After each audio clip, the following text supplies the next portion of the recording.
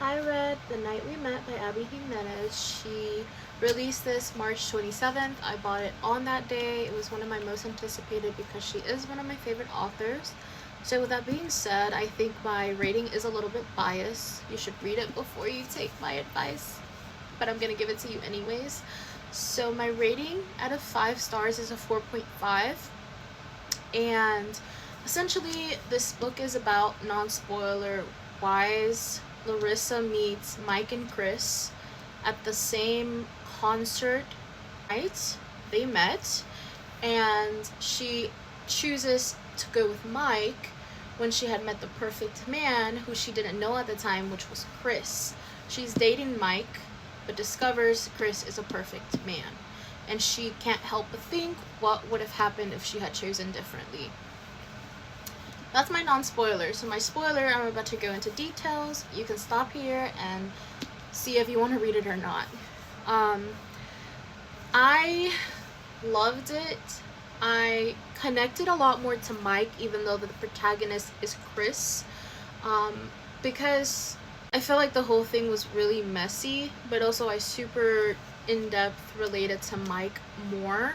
Chris is the perfect boyfriend. He's like not Xavier level to me, but he is like close to that level.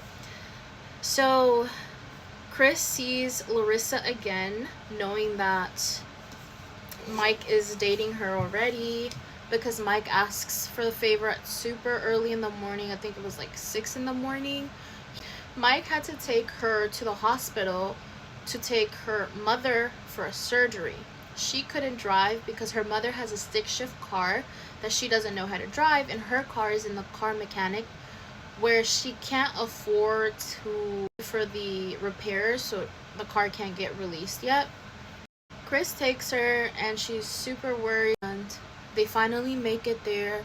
She's like, okay, thank you so much, I will take like a Uber back. And he wants to stay with her because Mike asked him to stay with her, but she's refusing, so he's like, okay, I guess so. But the mother left her purse in there, so he parks the car and goes inside. The mother's already in surgery and she's crying and overstimulated and like super upset that he goes inside, and he awkwardly and is like, I'm so sorry, I know you told me to leave, but your mom left her purse.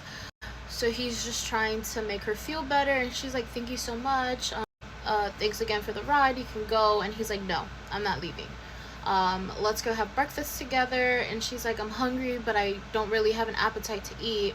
So he's like, okay, so let's just go across to the diner, order all the bread, and we can rate it. Anyone has like an appetite for bread. So he orders all of the breads, and they have a sheet where they're going to rate it, and they start to unravel their traumas that they haven't even told their friends or families yet to each other. He tells her that the night that they had met, because she thought he was a little too serious, which is why she had not chosen to go with him, even though they had lived closer, so it would have been a better choice, was because his mother had just passed away at that time, and he was just trying to cope and get better.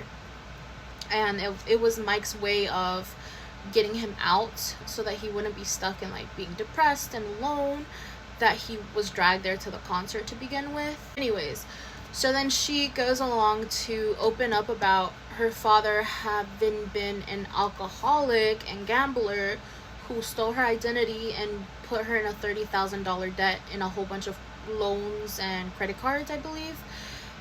And so they unpack that. They're having fun talking about books that are like so vintage that not a lot of people know about. So they bond over that. They walk back to the hospital because it's about time. It's been over 2 hours. And they go to the trash can because she needs to throw something away. And they discover a puppy. And they grab the puppy to take it, to rescue it.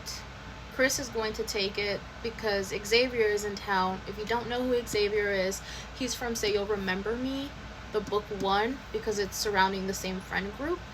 And Mike appears and is like ready to take over and be there for her. The reason why he couldn't go was because he had a migraine, because he was hung over.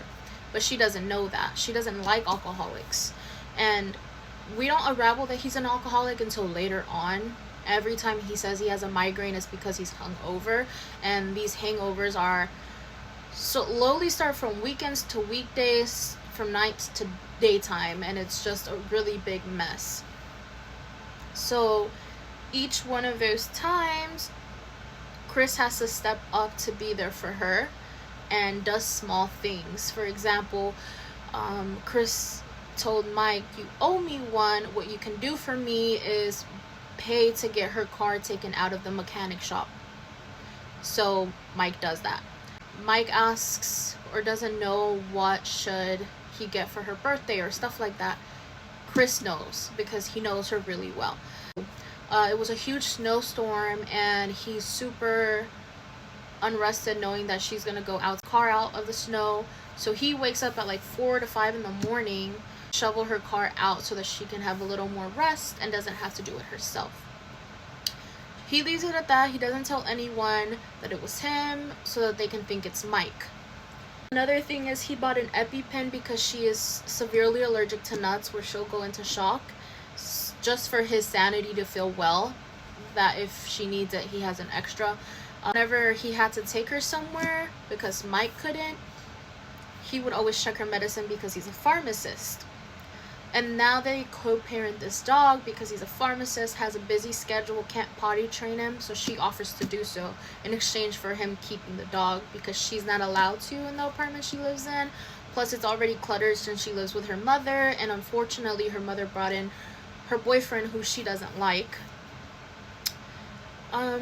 She hesitantly says "I love you" to Mike, and because her mother moves in with the boyfriend in a different state, she has no choice but to move in with Mike because she can't afford rent alone, and her credit is really messed up where she can't afford an apartment.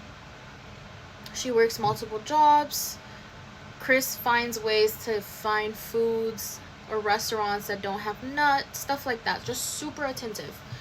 And like, he's completely hooked and in love with her, but knows he can never have her. There's a moment where she discovers that Mike is an alcoholic, and the reason why I connect to Mike is because he is a chronic people pleaser. He was an athlete in high school, was supposed to be a prominent one, had a really bad injury, and that dream he had was just completely taken away from him. So he had suffered from depression and used alcohol to cope. So he had to go through therapy and antidepressant medicine that he stopped taking, which is why he unraveled the way that he did. He wasn't a bad person, he was just going through a lot without any support, because he just felt like he needed to please others so that they wouldn't see him as discard or whatever, like a waste of space.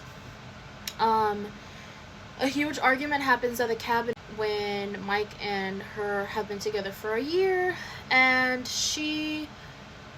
Chris beats Mike up and takes her home where Mike and her live together, but she doesn't want to stay there, so he offers her to stay with him. They've been there together for 2 weeks, and they're really hitting it off. They're literally acting like a couple in a way, but he keeps that line because he knows she dated Mike. Jesse comes and is like, "Dude, this doesn't look good. Our families are kind of pissed off at you." And I kind of agree because it's a weird situation. It's gonna mess Mike up. And he's like, "I don't care about Mike. He literally put her at risk." And so she kind of gives him an ultimatum after 2 weeks of broken up with Mike. Like, "You want me to stay, but what are we? How come he gets to move on later on in life and we can't? Like, we should be together, but if we're not, I respect that, but I'm gonna have to leave." So he leaves his friend group to be with her.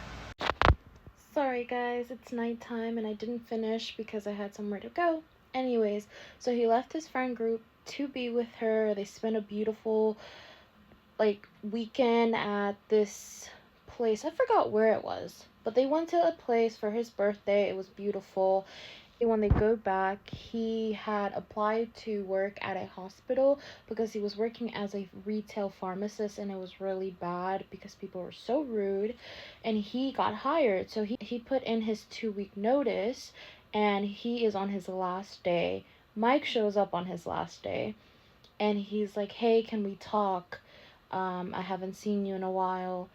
And he's like, yeah, but I haven't finished my shift. He's like, that's fine, I can wait. So he waits outside, and I would have thought there would be more confrontation, and this just shows Mike's growth, which is why I love him. Is that he's like, I know that you guys are together. We kind of suspected it, but it solidified when you didn't want to spend your birthday with us.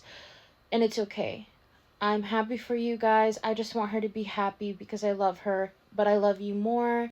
He tells him that he started therapy again and he refilled his prescription at that pharmacy where he's at, because prior to this, Chris had told him that he wanted him to refill his prescription at the pharmacy where he was working to make sure that he was filling it and taking it. And he tells them that he's okay with that, and that if he's okay with it, the other guys will come around, that they should go on double dates with Jess and Beth and Samantha and Xavier, to really go out and reach out to Xavier because he's the one that's been reaching out the most and was the most worried. And he proceeds to say, which is what I love, is that his big love wasn't Larissa, it was Chris as his best friend, and that he wanted to change for Chris because he didn't want to lose their friendship, and that he wouldn't be around when, you know, they had the double dates and stuff because he started to work again full-time, night shift, and also because, you know, it's awkward as hell to see your best friend with the love of your life, the one that you were already looking for rings to propose to. But I digress. I do smell a third book coming up with Mike because he's basically saying that his coworker is giving him hell. She is mean to him. And I'm like, okay, this means a sequel. This means we get Mike's happily ever after that he so well deserves. Oh, is it not recording? We also get a scene when Mike is leaving after the conversation with Chris, and Larissa actually pulled in to see Chris. And Larissa and Mike had a moment where he asked for forgiveness and she forgave him, and they hug. You see him crying a little bit, and he feels the relief of being forgiven, and she feels the relief of forgiving, which is really sweet. She had become successful in her small business that Chris had helped her initiate by investing in it. Stayed in together, we're dating, and then we get a scene at the end where they do have a triple date. They go out to this event with Samantha, Xavier, Jess, and Beth, him, and Larissa, and it's just super cute. Long story short, guys, it took longer than I thought. It is a 4.5. I could not put it down. I finished in 2 days. Chris's and Larissa's relationship was absolutely messy, but in like the realest way. I love Mike because I related and connected to him and how he just unraveled fully. He showed himself fully after being so afraid of showing himself. He suffered from alcohol addiction because he believed that was a way of coping, which I did as well. And it took me a long time to get out of that place, but I did, and so did he. So seeing how he healed through therapy, through necessary medication, and through actually showing himself fully transparently to people, even if it was his ugly side as well, it was just absolutely beautiful. I would love to see his healing process in that third book. I would love to see a healthy relationship build up with him and his future coworker. And I would love to be able to compare the relationship with Larissa that he had versus the healthy relationship he will have. Bye. Hope you guys read it.